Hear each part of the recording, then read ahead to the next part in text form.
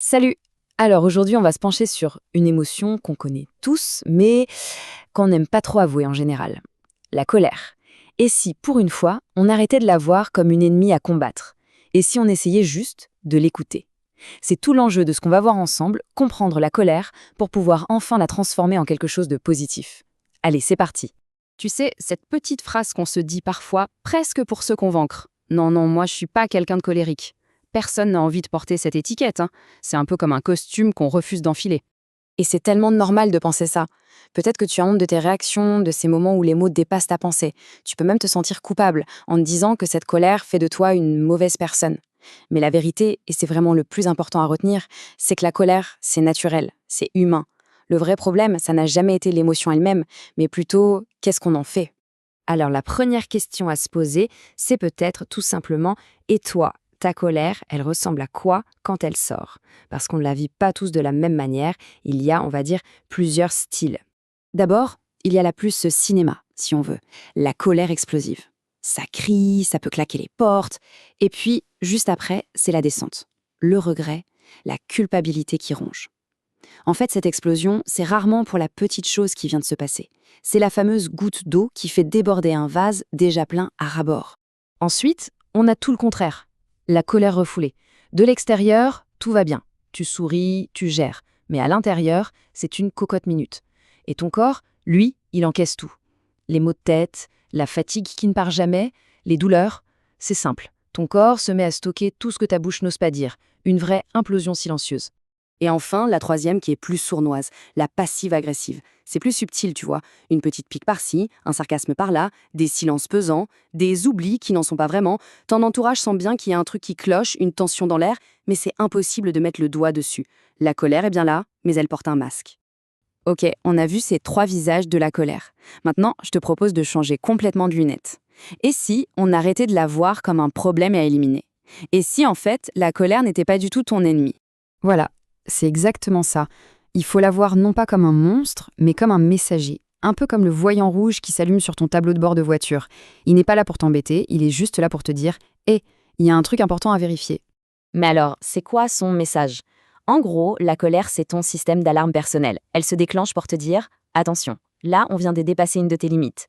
Ou alors « Stop, un de tes besoins importants n'est pas du tout respecté ». Elle peut aussi pointer du doigt une situation que tu trouves profondément injuste. Et au fin, elle te donne l'énergie de te mettre en action pour te protéger et rétablir ton équilibre. Bon, là, on commence à voir la colère d'un autre œil. Mais pourquoi est-ce que c'est si intense, si physique parfois? La réponse est fascinante et elle va peut-être beaucoup te soulager. Ça n'a rien à voir avec un défaut de caractère. C'est ton système nerveux qui prend les commandes. Concrètement, quand ton cerveau perçoit une menace, qu'elle soit réelle ou pas d'ailleurs, ton corps, lui, il bascule en mode survie. D'un coup, ton cœur s'emballe, l'adrénaline te submerge, et ça, ce n'est pas un choix que tu fais. C'est une réaction purement physiologique, un réflexe qui date de la nuit des temps pour nous préparer à combattre ou à fuir. Mais pourquoi est-ce que ça s'active si vite, si fort? Eh bien souvent, la réponse se trouve dans le passé, dans notre enfance. Ton système nerveux a été programmé à ce moment-là. Il a enregistré des expériences, des mémoires.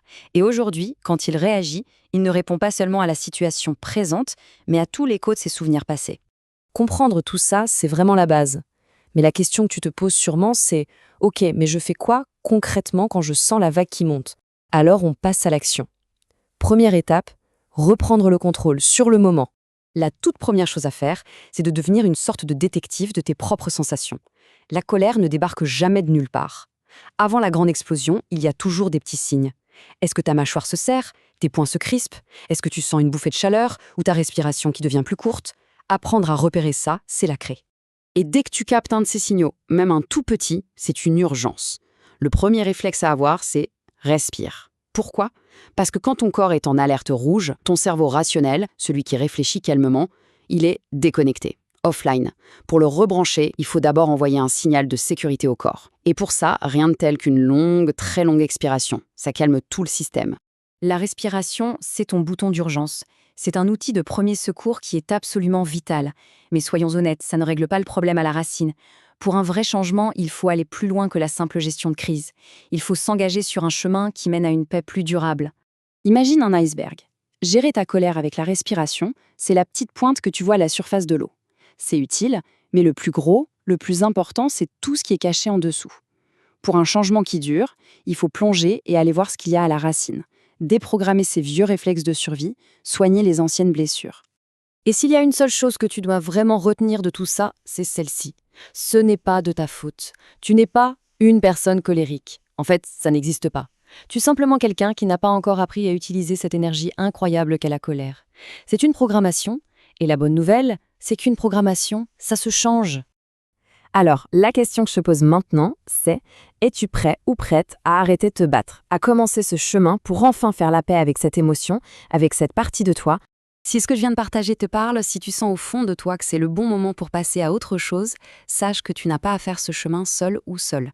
Pour t'aider à démarrer, je t'offre un appel découverte gratuit et sans aucun engagement, juste pour qu'on puisse en discuter. Pour ça, c'est très simple, il suffit d'aller sur mon site www.adelinepaolini.com et de réserver ton créneau. Merci pour ton écoute et j'espère à très bientôt.